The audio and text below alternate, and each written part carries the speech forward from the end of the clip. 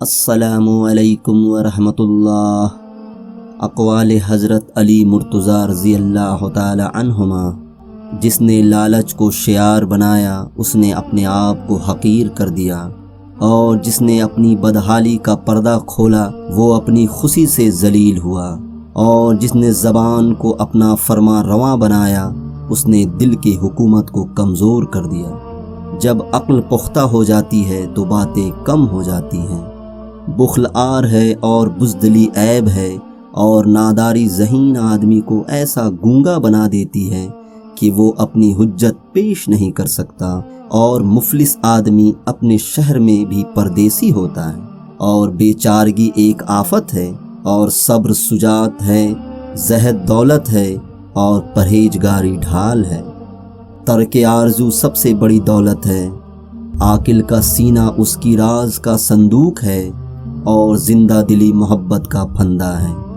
بردباری ایوبوں کا مدفن ہے، جو شخص اپنے آپ سے راضی رہتا ہے اس پر ناراض ہونے والے بڑھ جاتے ہیں۔ لوگوں سے ایسا میل جول رکھو کہ اگر تم مر جاؤ تو وہ تم پر روئیں، اور اگر جیو تو تمہاری طرف مائل رہیں۔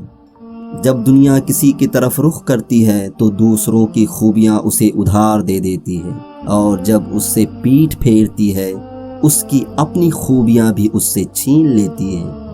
لوگوں میں سب سے بیچارہ وہ ہے جو اپنے لیے دوست حاصل نہ کر سکے، اور اس سے زیادہ بیچارہ وہ ہے بنے بنائے دوستوں کو کھو بیٹھے۔ جس کی رفتار کو عمل نے سست کر دیا ہو، نسب اس کی رفتار کو تیز نہیں کر سکتا۔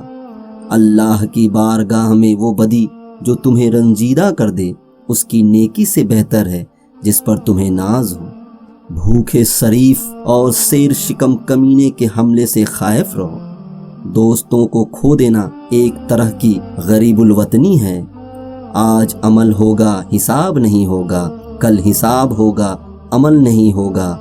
جب مسائل کے صحیح یا غلط ہونے میں شک ہو جائے تو ہر مسئلہ کے انجام کا اس کے آغاز پر اعتبار کیا جائے گا۔